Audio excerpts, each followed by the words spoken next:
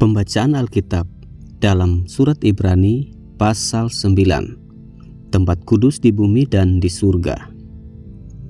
Memang perjanjian yang pertama juga mempunyai peraturan-peraturan untuk ibadah dan untuk tempat kudus buatan tangan manusia.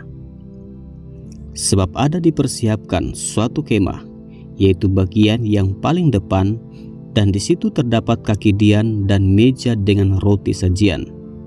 Bagian ini disebut tempat yang kudus. Di belakang tirai yang kedua terdapat suatu kemah lagi yang disebut tempat yang maha kudus. Di situ terdapat mezbah pembakaran ukupan dari emas dan tabut perjanjian yang seluruhnya disalut dengan emas.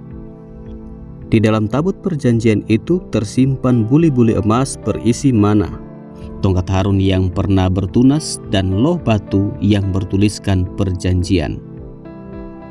Dan di atasnya kedua kerup kemuliaan yang menaungi tutup pendamaian. Tetapi hal ini tidak dapat kita bicarakan sekarang secara terperinci. Demikianlah caranya tempat yang kudus itu diatur. Maka imam-imam senantiasa masuk ke dalam kemah yang paling depan itu untuk melakukan ibadah mereka. Tetapi ke dalam kemah yang kedua, hanya imam besar saja yang masuk sekali setahun, dan harus dengan darah yang ia persembahkan karena dirinya sendiri dan karena pelanggaran-pelanggaran yang dibuat oleh umatnya dengan tidak sadar. Dengan ini Roh Kudus menyatakan bahwa jalan ke tempat yang kudus itu belum terbuka selama kemah yang pertama itu masih ada. Itu adalah kiasan masa sekarang. Sesuai dengan itu dipersembahkan korban dan persembahan yang tidak dapat menyempurnakan mereka yang mempersembahkannya menurut hati nurani mereka. Karena semuanya itu, di samping makanan, minuman, dan pelbagai macam pembasuhan, hanyalah peraturan-peraturan untuk hidup insani yang hanya berlaku sampai tibanya waktu pembaharuan. Kristus adalah pengantara dari perjanjian yang baru.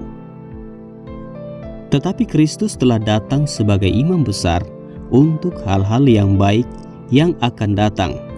Ia telah melintasi kemah yang lebih besar dan yang lebih sempurna, yang bukan dibuat oleh tangan manusia, artinya yang tidak termasuk ciptaan ini. Dan ia telah masuk satu kali untuk selama-lamanya ke dalam tempat yang kudus, bukan dengan membawa darah domba jantan dan darah anak lembu, tetapi dengan membawa darahnya sendiri. Dan dengan itu ia telah mendapat kelepasan yang kekal. Sebab jika darah domba jantan dan darah lembu jantan dan percikan abu lembu muda menguduskan mereka yang najis, sehingga mereka disucikan secara lahiriah, betapa lebihnya darah Kristus yang oleh Roh yang kekal telah mempersembahkan dirinya sendiri kepada Allah sebagai persembahan yang tak bercacat, akan menyucikan hati nurani kita dari perbuatan-perbuatan yang sia-sia, supaya kita dapat beribadah kepada Allah yang hidup. Karena itu, ia adalah pengantara dari suatu perjanjian yang baru, supaya mereka yang telah terpanggil dapat menerima bagian kekal yang dijanjikan. Sebab ia telah mati untuk menebus pelanggaran-pelanggaran yang telah dilakukan selama perjanjian yang pertama. Sebab di mana ada wasiat, di situ harus diberitahukan tentang kematian pembuat wasiat itu. Karena suatu wasiat barulah sah kalau pembuat wasiat itu telah mati, sebab ia tidak berlaku selama pembuat wasiat itu masih hidup. Itulah sebabnya maka perjanjian yang pertama tidak disahkan tanpa darah. Sebab sesudah Musa memberitahukan semua perintah hukum Taurat kepada seluruh umat, ia mengambil darah anak lembu dan darah domba jantan serta air dan bulu merah dan hisop, lalu memerciki kitab itu sendiri dan seluruh umat, sambil berkata, "Inilah darah perjanjian yang ditetapkan Allah bagi kamu." dan juga kemah dan semua alat untuk ibadah dipercikinnya secara demikian dengan darah. Dan hampir segala sesuatu disucikan menurut hukum Taurat dengan darah, dan tanpa penumpahan darah tidak ada pengampunan.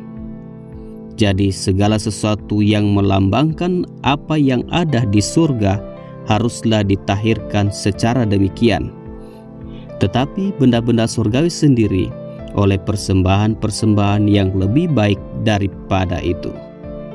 Sebab Kristus bukan masuk ke dalam tempat kudus buatan tangan manusia yang hanya merupakan gambaran saja dari yang sebenarnya, tetapi ke dalam surga sendiri untuk menghadap hadirat Allah guna kepentingan kita. Dan ia bukan masuk untuk berulang-ulang mempersembahkan dirinya sendiri, sebagaimana imam besar setiap tahun masuk ke dalam tempat kudus dengan darah yang bukan darahnya sendiri. Sebab jika demikian, ia harus berulang-ulang menderita sejak dunia ini dijadikan. Tetapi sekarang, ia hanya satu kali saja menyatakan dirinya pada zaman akhir untuk menghapuskan dosa oleh kurbannya. Dan sama seperti manusia ditetapkan untuk mati hanya satu kali saja, dan sesudah itu dihakimi. Demikian pula Kristus hanya satu kali saja mengorbankan dirinya untuk menanggung dosa banyak orang. Sesudah itu ia akan menyatakan dirinya sekali lagi tanpa menanggung dosa untuk menganugerahkan keselamatan kepada mereka yang menantikan Dia.